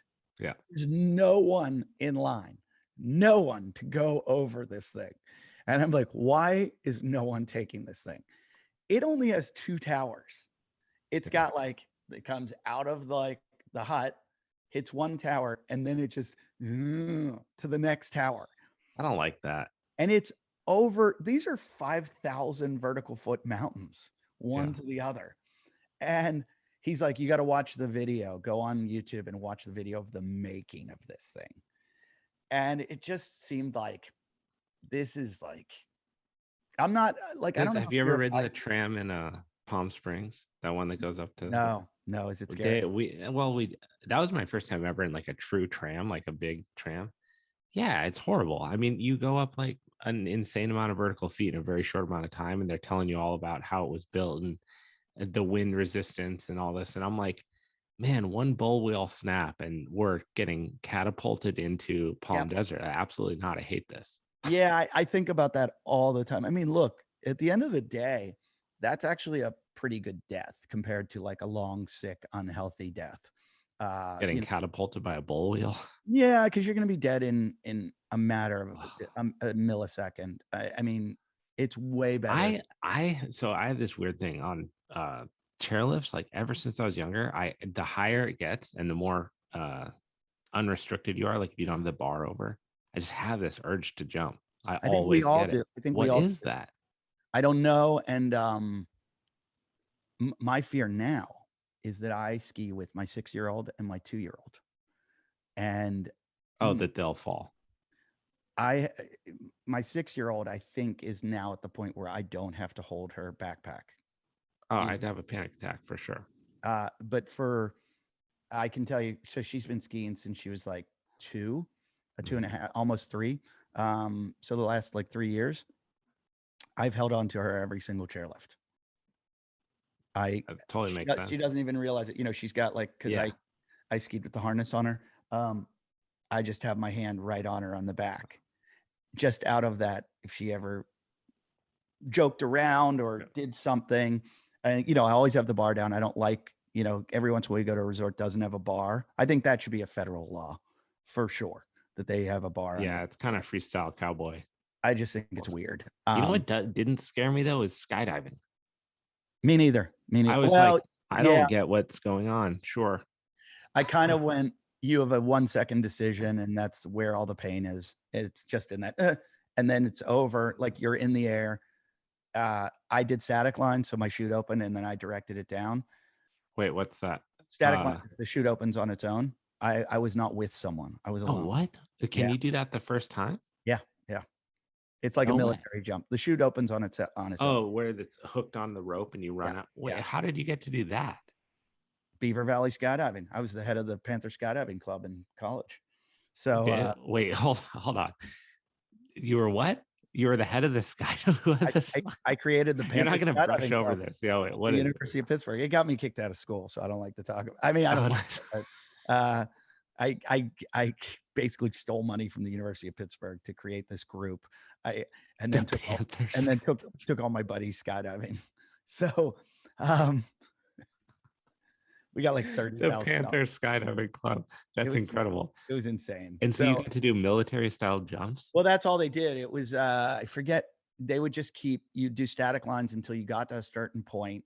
Once you did enough static lines, then they would do a couple, they would start, I think, the accelerated free fall program. So there's nothing to learn other than toggling, but there's a guy down below and you've got a walkie-talkie on your shoulder. And so he's communicating, pull right, pull left, pull right, pull left. Right. So you steer. I mean, there's not a lot that can go wrong. I mean, you don't want to like spin down, right? You come no, right in real hot. They fucked with my friend Kevin, the guy that smacked me in the face. Yeah. They were going, Kevin kept fucking with them all day. And so they were like, pull right, pull right, pull right. And Kevin's like going into a spiral. And they're like, ha ha. The guy said, watch me fuck with Kevin. So Kevin's going, zzz, zzz, zzz, zzz. And then the guy goes, all right, Kevin, pull left. Like joke's over. Yeah. Pull left. He goes, Kevin, pull left. Kevin, pull left. Kevin, was pull left. Dizzy? No, Kevin was just like, this is so much fun. Like. So the guy told us, he goes, you can land here. You can land, we're going to try to bring you down right here. We're in this farm. He's like, you can land here. You can land here. You can land here. He's like, do not land on the other side of that fence. He goes, if you land on the other side of that fence, those neighbors do not like us and they will shoot you. He goes, do not land over there. We're not coming to get you. And Kevin goes, that's where I'm landed. Did he? Yeah. When we went to jump out of the plane, my first buddy, who's a very successful businessman. He's on television now with his company all the time. He's got a commercial. He went to jump out and you got to get on the wing. It's a Cessna. You get on the wing and then they say 3, 2, 1, go, and you jump out. Yeah. He gets out on the wing and they're like 3, 2, 1. And he goes, wait. And they pull him back in. And he goes, my shoulder just popped out of its socket. And Kevin looks at me and goes, pussy. And the guy's like, oh man. He goes, sorry, I'm not going to say his name. He goes, I'm sorry. He goes, he goes, this is bad. And he's like, what? He's like, well, we can't land with you in the plane. This plane can't land with all this weight. It can only take off with the weight, but we got to evacuate the plane so the plane has enough weight to land. He goes, so you're going to have to do an emergency descent. And he's like, he goes, you're going to have to go. He goes, my shoulder. He goes, well, you're going to have to do an emergency descent. And he goes, what's that? He goes, rather than get on the wing, he goes, I'm going to have you just sit here on the edge of the plane. He goes, you're going to roll out. And he goes, do everything the same. Keep your hand where your reserve is and everything. And, but he's like, you just have to go. And he was like, and he's like 3, 2, 1. And like Toby go, oh, I just said his name. Can you delete? Yeah. No one will figure it out. But he goes out and the guy looks at me, the jump master turns around and goes, works every time. I went in Longmont, Colorado, and we just like cruised out from college one day and did it. I'd always wanted to do it. We did like the tandem thing. Mm-hmm. And I remember we were sitting up there in the plane. It's just like climbing. You kind of look out on like the flat irons and everything. And some dude's just sitting back there with his hands crossed. He's got his feet out and they're just like, I'm like, my legs are wrapped around the fucking post to the seat. I'm holding on tight. I'm like, can I get like a seatbelt or something? You're just freestanding. Then they like buckle you up and they're like 3, 2, 1, rock on, and you go. And I got to the bottom and I was so hyped from the whole thing. But I was like, I would be much more afraid to go do that a second time, knowing what I now know. Yeah, I think so too. Because you don't have anything to compare it to. It doesn't make sense when you're sitting up there and you look down and you're just like, every experience of my life up to this point has told me that I'm not going to jump out. But it felt very refreshing going back to the chairlift thing to be able to finally do it. It was like very gratifying. I tell everyone that you make the decision to parachute on the ground before you get in the plane. For sure. The decision's made when you're on the ground. The decision's not made when they say 3, 2, 1, go. You've already made your decision. Yeah. Your decision is on there on the ground. And it's like, am I getting in this plane? Am I going up to do it? And that's not as scary as jumping. So it's like, you've already made the decision. You're committed. There's no out. Right. And so there's been way scarier things in my life that I've done. But that was, look, now everything I do is statistical. Like I look at like surfing. What are the statistics of me getting killed by a shark? What are the statistics of me, backflipping a motorcycle or doing, what's going to kill me? And I base all my decisions on the statistics. If it's a high probability, I don't do it. Like, You mean like actual research statistics, or yeah, yeah, like like, your like, Eddie Ifft research yeah, statistics? like Eddie Ifft. Like, I'll go Yeah, on the internet and look at like, where do people die? Like, I won't ride a road bike, but I'll ride a dirt bike. I see what you're saying. Yeah, like I relative statistics. Yeah, it's like it's very calculated. Now I know I could die just, tripping, falling down the steps or something, but Low probability. yeah, I go with the probabilities. And I had Andy Stumpf on my podcast once, and he Mhm. was talking about base jumping and the wingsuit guys, and he's like, their lifespan's like 5 years. I trained so for years. I trained this guy. I'll not say his name as well. But he's a wingsuiter, like full on. He'd go to Switzerland. Is he alive? They're touching the cliffs. He's alive today. Yeah. But while I was training him over a 2-year period, I don't even think I can honestly count on one, definitely not on one hand, the amount of very close friends that they lost Yeah. because they were flying. I'll remain nameless again, but this place near LA, it's a very small community, the base jumping community globally. It's like not that many people in it, from like the most known like Jeb Corliss guy all the way down to just like Miles regional, Dasher. yeah, like regional base jumper dudes. It's not that, maybe it's like 200 people that really Yeah. do that. It's like free diving, right? And it gets smaller every day. But literally, I mean, he'd come in and I'd be like, hey man, how you doing? And he's like, another one bit the dust. I was like, oh, what happened? They're like, they were trying to fly through a keyhole in the side of the Grand Canyon and they hit the wall instead. Yeah. I'm like, Yeah. I mean, and it was all the time. Or chute didn't open, they hit the ground, they missed the object, they collided in midair, they got knocked out, they passed out. I mean, Well, they so what's his name? What was Izzy's teacher's what was Shannon's boyfriend's name? Trevor. I had this guy on my podcast. Trevor, he was a medalist I think he medaled at the Olympics in border cross. He's known as one of the best adventure sports athletes in the world. He's a great guy, nice guy. not Alex Polly, because he died No, too, and he was a base jumper. this guy didn't die. And he was a pro skier. He's a base jumper. He's a snowboarder. He's a skier. He's a motocross guy. He's a snowmobiler. He skating and BMX. He's amazing. And motocross. They say, he's on Nitro Circus for a while. Yeah. And if you watch his reel, he sent me his reel, and just some of the things he's doing, you're like, my God, you're gonna die. He skateboarded off Travis Pastrana's roof into his pool from like 3 stories up. And just such a small little area to like make it into the water. And he broke his back once. I forget how he broke his back, but and it was kind of, he talked about it on my show about how that changed his whole life. Like breaking his back was good because it kind of shook him Slowed you up. down. Yeah. But I follow a lot of these guys on Instagram, and they're always, sooner or later, there's a hospital picture. Yeah. And you're like, how bad is it? Is it Albie? With Albie, it was like a horrible concussion at Jaws. With my buddy Tyler, I have this friend Tyler that was a parachuter, and he was doing all the tricks and thought he was higher than he was, and did like a loop and just like whipped himself to the ground and lost both his legs. And now he's on the Canadian National Paralympic team snowboarding. But more and more, my buddy Drew Steckline, pro skier, I said to him, why'd you quit? And he was like, just lost too many friends, too many friends died.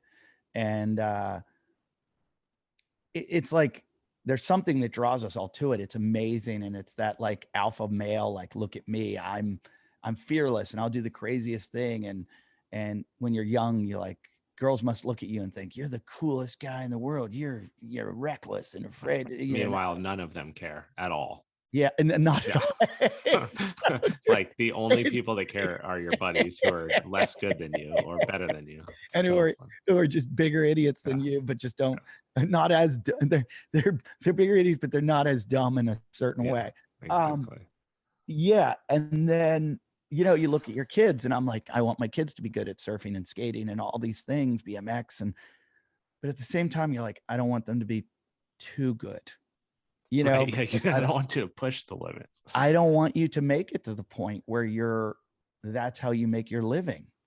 Like this extreme life that your odds are just. I mean, dude, I think about this all the time, having grown up in that and having nothing but aspirations to be like a professional athlete in that arena. I mean, the odds of becoming a successful actor, very low, So right? low. Barriers to entry, high, but like you can go to an acting school and start taking classes and then network with the right people and start filming things. And there's not like bodily risk at all points, right? To become a pro athlete in action sports, there's bodily risk the entire time. One, two, not many eyes on the sport. So even if you do make it and you're successful, your opportunities to earn income and actually like make a really long lasting career out of it are low. And then three, you have to forego all these formative years that you could put towards creating like revenue streams or other things that are going to last your lifetime when you're not good anymore, because that's inevitable. There's going to be someone younger than you, better than you.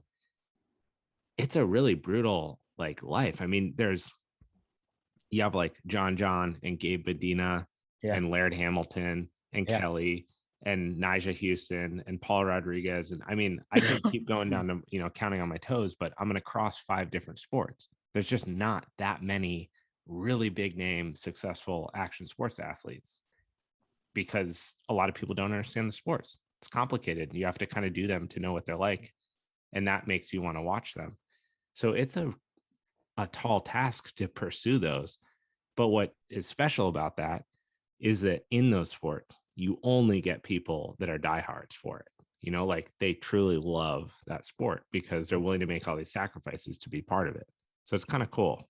Well, it's passion and I look at my business and, my parents did not want me doing it because they knew what the percentages were. They knew with comedy. Yeah. And how hard it would be. And look, it was a incredible struggle to get where I am. And I'm still not like, again, I'm not famous, but I make a good living doing it. And I've got some amazing experiences. I'm all over the world. I get to travel constantly. I got this hot wife. Shout out wife. Yeah, she's right there. There was a definite huge struggle to get here, and only a small, tiny percentage get to even where I am. But I loved the process. If I could do it all over again, it was so hard. I don't know if I would, but at the time I loved it. I mean, it was so hard. So, I mean, this is kind of like, I wanted to talk about this more than anything. Like, what was that process like for you? Because you've, on one side of it, from an outsider looking in, you've accomplished your dream. You're doing what you want to do on your terms in your career, and you're doing it well. But I've heard you say several times in this, like I'm not as big as I could be, or I'm not famous, or so it seems like maybe on your trajectory of where you think you're capable of, you're coming short a little bit. Yeah, I think that's almost everyone and everything. You always look at the guy who's doing better than you. I started with Kevin Hart used to open for me. I've had so I'm and How does Kevin that feel? It's just weird. Fuck you up? He lives about a mile away from me right here. Yeah. And one day when I found out he lived there, I was like I know him. If we saw each other, we'd stop and talk forever. Yeah. But I can't like go knock on his door. And yeah, I have his phone number, but I can't even call, it's not one of those where I can be like, hey buddy, I live in the hood, but there was this, I got to drive up and look at his house, and just see, what could have happened and what has happened. And there's this, I think I was talking to a skier the other day, a guy, a filmer. He was at my show and he's a Warren Miller filmer. And we were talking about a buddy of mine went on a ski trip with him. And I was like, is he that good? Because I watch his videos and he goes, and I was like, so skiing's like comedy where sometimes the really good ones get to the top, but they're not the most talented. And he's like, oh yeah. It's all, marketing and da-da-da. And that happens in mine too. So I think we're more I'm more resentful of that when I see someone that I don't think deserves it. And Do I'm you like, think for the most part, the like I don't even know how to quantify this. I guess like I'm just thinking about household names that people, if someone said, hey, name 5 comedians, when someone names those 5 comedians, they're probably going to say like half of them, Rogan, half of Kevin them, Hart. yeah, half of them are great, and half of them Okay. aren't. Yeah, half of So them it is a mix. Some yeah, of them totally. are, and do you And think that's that and they're that's subjective. That's just my opinion. Like fair? there's probably other people would say the opposite. Like Right. Bill Burr's the real deal. I mean, Bill Burr Right. is. I watch Bill sometimes and just go, I should quit. I should quit I mean, this. that guy's he would fall in the category of like a comedic genius, truly, Yeah, where it yeah. almost like he has to speak down to Me. any right for people to understand him Yeah. because it's like No, but I watched Bill and I'm like, literally quit. That's so good. That's so profound. He's just the confidence, everything about it. It's so good. But then I watch Bill and I'm hypercritical and I'll watch like another album. I'm like, that's not so good. Like what sometimes is separating that at the top? Like if so on those 5 people, let's say there's 5 that are named right and 50% maybe like deserve to be there, 50% don't. Is that because 50% of those people just knew the right people and got pushed along up the ladder? Or is it like a work ethic thing? Or I think it's a combination of things. I think at our level, like where I am, everyone's talented, everyone works hard. And the only thing keeping, people at that high level from being the best is luck. yeah, I went to Australia and had a pretty good career, still do.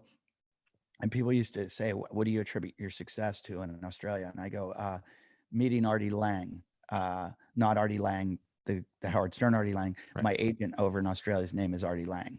And a friend of mine, an American Australian comedian, introduced me to this guy and said, hey, you should work with him. Go to Australia, work with Mike. And that introduction made my career over there. It wasn't me. It was already made my career. So that luck, that chance meeting of like him introducing me and us connecting, there, it's not that I'm better than anyone over there. It's that Artie was able to shepherd my career and he did a great job. And I was lucky enough to meet him. So it was luck. I mean, I had the hard work, I had some of the talent, but he was able to do it. So it was luck that I met this guy that introduced me to him. So I think at like the top level, it's, I got a neighbor over here. He's a really successful guy and he's really talented and he's hardworking, but he was like roommates with Bradley Cooper in high school, like they went to prep school together. So like Bradley Cooper is going to take care of him, so there's a lot of relationship and you don't know what relationship is going to be the relationship that's going to help you on later in life. It's Right. So, I look at my level where I am that I just chose shit friends. So, but do you have, when you're sitting here, well, 2 things. One, what was it like? Because you're the second person I've had on here who had a really big success, particularly in Australia. Did that feel like fame? Yeah, but it felt like I was famous in the minor leagues. Not to say anything badly about Australia, but Australia has 20 million people opposed to America's 325 million. Is that why? So why leave that? Because there's this feeling of like, well, I made it. I'm doing this here, but I still haven't made it in the major leagues. Right. And just my goal was the majors, and I'm a big fish in the minors, but I want to be in the majors. And I was going back and forth, and I'd keep getting tastes here. And I guess I've been teased all along where I auditioned for Saturday Night Live probably 3 years into the business. I've had development deals to have my own sitcom. I've had, you just feel like, oh, it's happened. I've been on a sitcom. You just feel like it's happening. And then it's like, oh no, it's not. Right. It's happening. So that tease, I was comparing it the other day to like, a golfer hitting just an average golfer hitting a hole in one. And they're like, I can play with the pros. Like, no, you can't. Yeah. You just had a decent swing once. But in acting, and that happens to you. You'll go to an audition and, I'd have these like producers go, hey man, we want to take you to dinner. And at dinner, they'd be like, you're going to be the next big thing. And you're like, well, I am? and you come home and you're like, I'm going to be the next big thing. And there's a lot of enablers. When I was younger, I used to make a joke that I'd go to my agent's office when my self-esteem felt low, because I'd walk in and they'd all be like, oh my God, we're so glad you're here. You're the greatest. You're amazing. You're the best thing ever. And I was like, and like, cool. Thanks guys. I'll see you on a Friday. Yeah. And I was like, yeah. So as soon as I start to get low again, I'll come back to recharge. Right. But it did help. And it was almost like something I needed to keep going.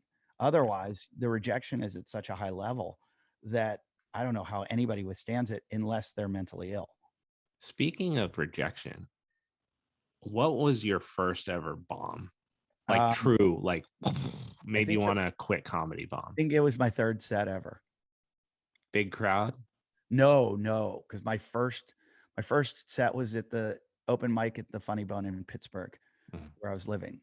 And then they invited me back the next week.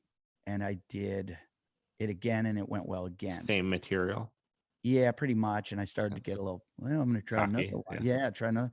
And then this guy said, hey, I got a room down at this bar called Sigmund's Nut House, and we do comedy in the upstairs. And I was like, cool, let's do that. And I went, and I was so cocky. Like, I was like, oh, I got this thing. I'm so good at it. I thought same material again. You were going to run though. And not a giggle, nothing. And my mouth went dry, and I was just like, is this happening? And I don't, it's so long ago.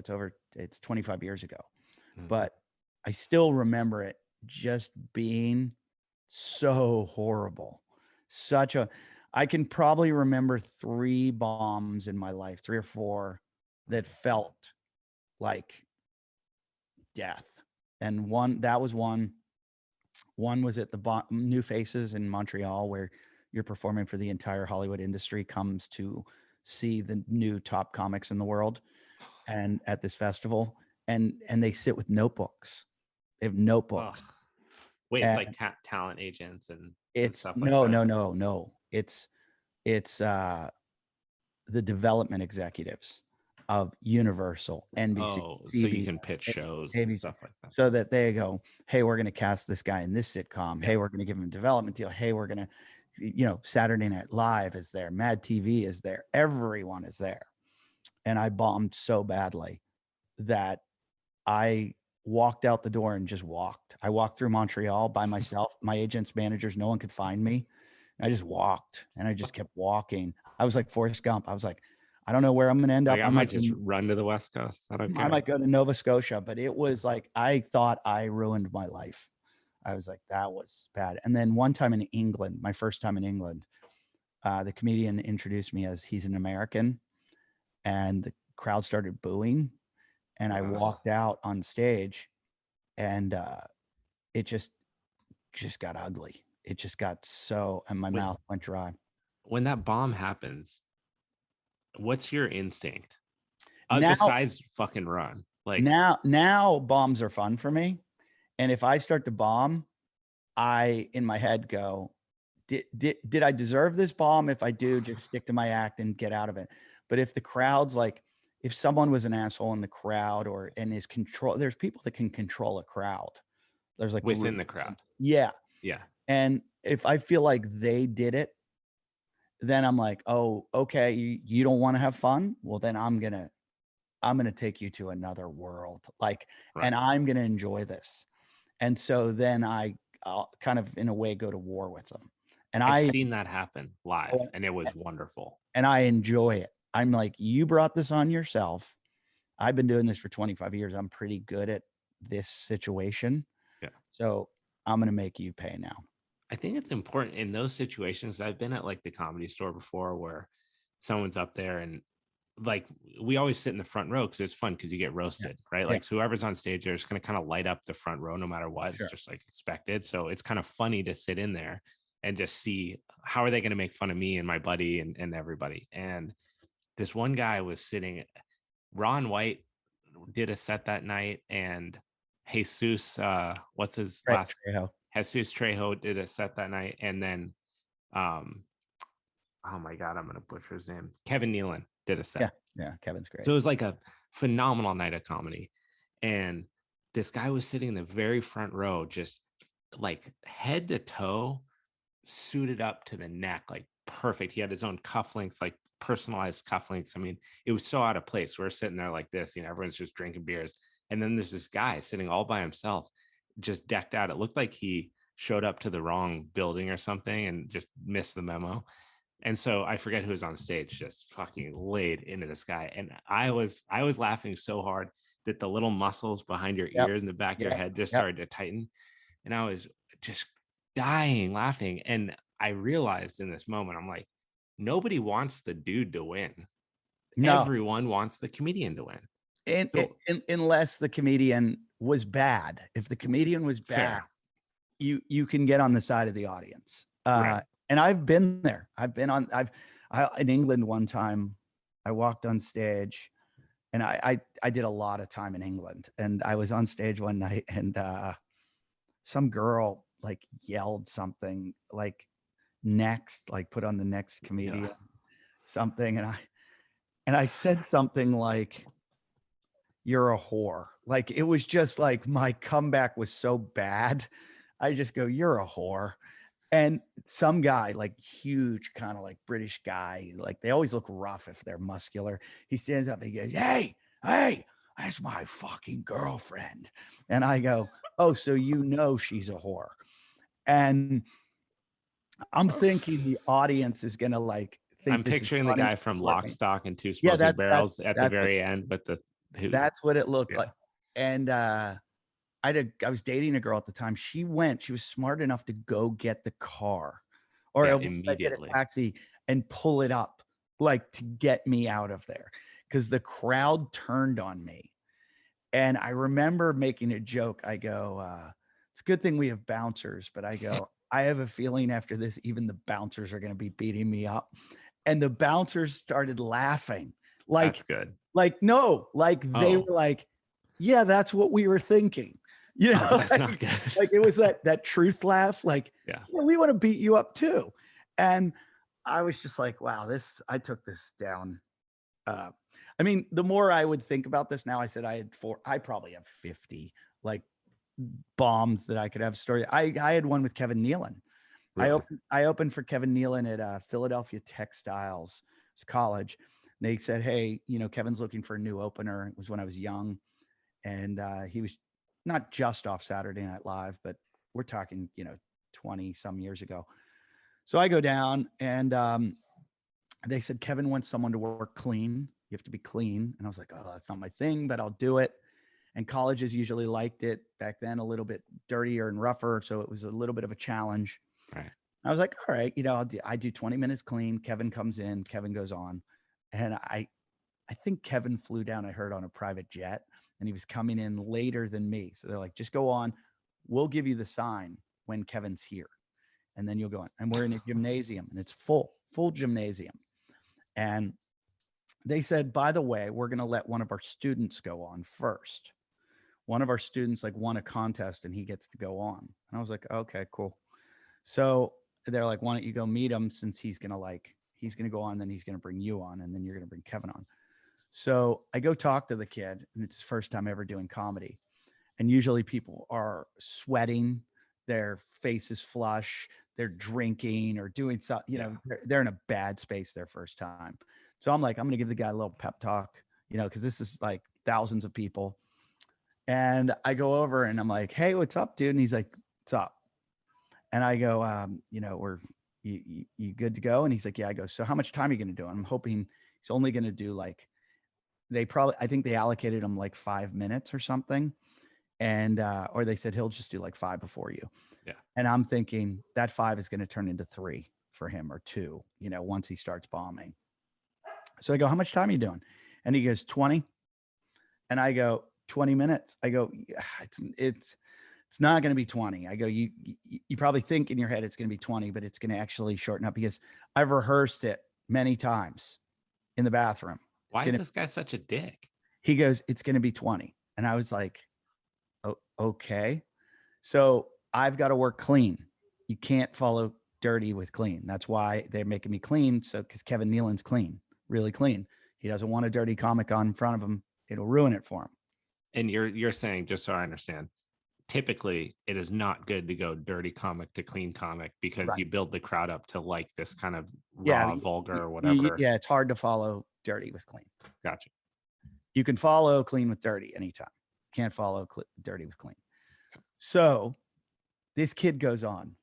He walks on stage. He is the reincarnation of Andrew Dice Clay.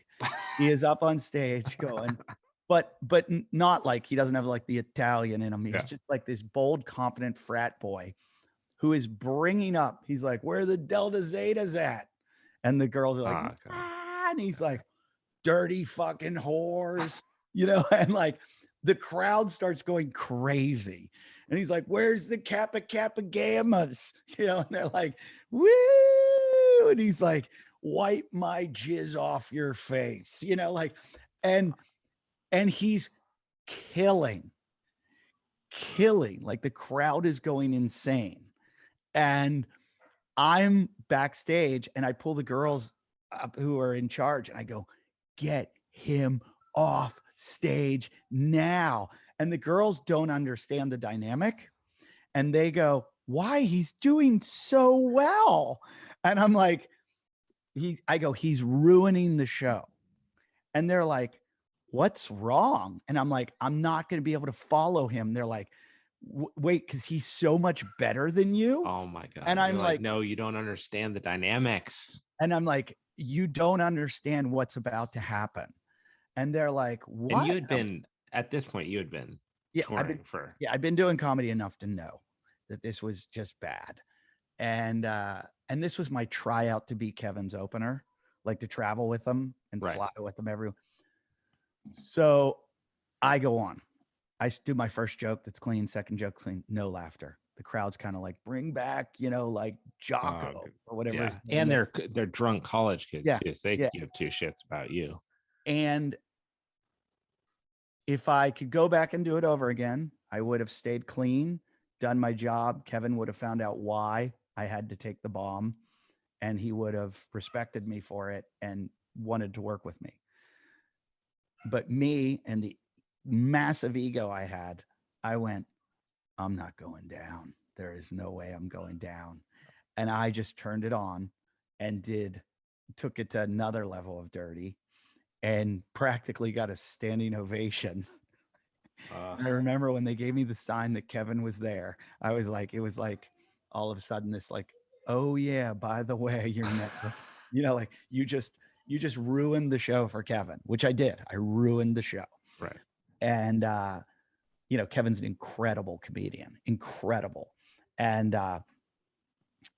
they like, Kevin's here, they wrap it up. So I do my last joke. I introduce Kevin. I walk off stage. Kevin comes in and he looks at me and he goes, nice crowd.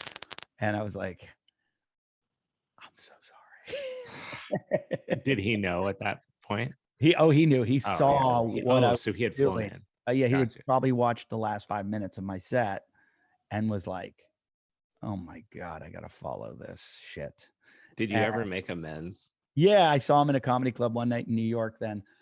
That was in Philly. And I saw him in New York later. And I said, hey, Kevin, I was emceeing a show and he was coming in to do a spot. And I was like, I don't know if you remember me. He's like, oh, I remember. And I was like, I'm so sorry. And I explained it to him and he was like, yeah, that was a tough show. And I was like, I'm really, really sorry about that though. And he's like, it'll happen to you in your life. And I was like, it was already happening to me. And he was like, but it wasn't your show. I go, I know. And I did the wrong thing.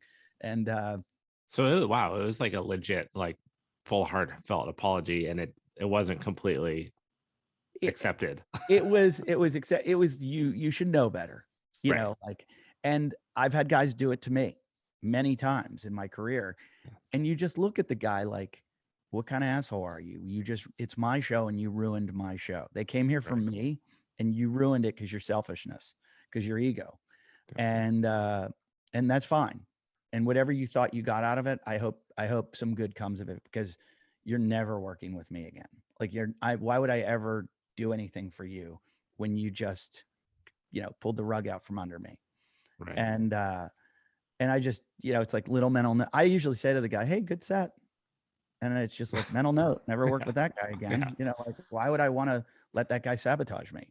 So there's guys that are like that are out there for that. And I was young and egotistical, and I would never do it again. I mean, I know when to like take the hit and take the fall and take the, bite the bullet and let the other guy shine.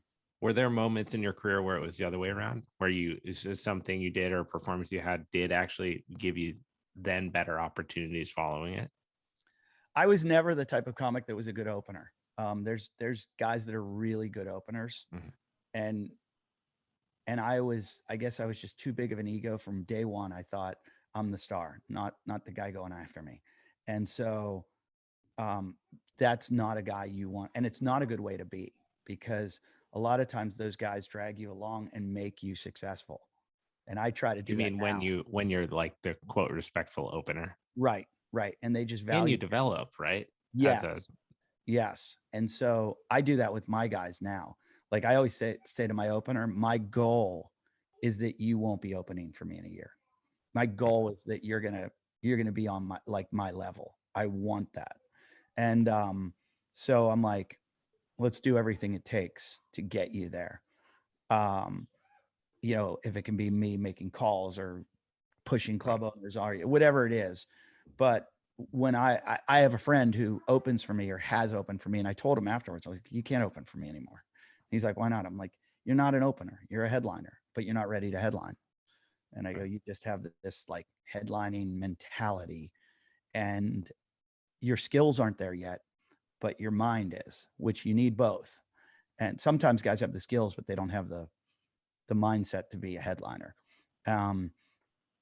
And I said, you've got the mindset. You just need to work on the skills, and you're not working under me, because you're doing crowd work and dirty and trying to blow me off the stage, and it just messes up my room. Yeah. That's my room, not your room. My opener now is a guy who's really, really funny, incredibly funny, but like knows how to do it. And but there's like a pecking order, right? Like part of the opener's job is to prep the crowd for what they're in store for, right? It's exactly what it is. But my opener is so good that I could open for him and set him up, and he would just smash after me. That's good chemistry. Yeah. So he can headline. He's really funny. He's just, he just needs a little bit of luck. He needs a TV show or something here, or a break.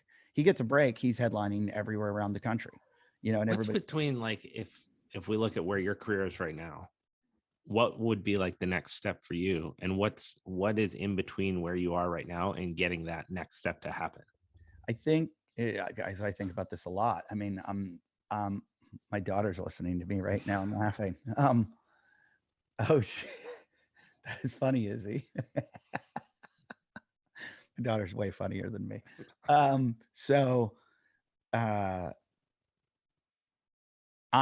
a club comic pretty much in the United States. In Australia, I get to occasionally play a theater or 2 or 3, or sometimes festivals. What is it's like clubs are like 300, theaters you go 500, 1,000, even up from there. And then it's stadium or what? Yeah. I mean, I don't dream of, I occasionally go, oh, I'd like to be a stadium comic, but I feel like when you're in a stadium, you're not really doing comedy, you're cheerleading. And so I'd always like to be a theater comic. Theater's like Netflix special, yeah, Apollo, yeah. And I think of that in my head, again, not as a comic, but as a fan, as almost being more respected. Because in a stadium setting, like, you have so many people to control. You can't do your bit straight on, right? They're there for the event. No one. Yeah, exactly. The comedy. When people go see Kevin Hart or Dave Chappelle or whatever in a stadium, I always tell them, I go, you should have called me, because you probably spent $250 for that ticket to like see them from 100 yards away, when you could have called me, and I would have gotten you into the Comedy Cellar, and you'd sit with me and that comic and then watch them from 5 feet away, because they perform there 5 nights a week, and then go out on the weekend to do, this big arena show. So, like, we all work together, no matter how big, how little, and, but my next, I don't like flying around. Like if you saw my schedule for the next 3 weeks, it's like plane to plane to plane to plane, car to plane to plane to car to car to plane.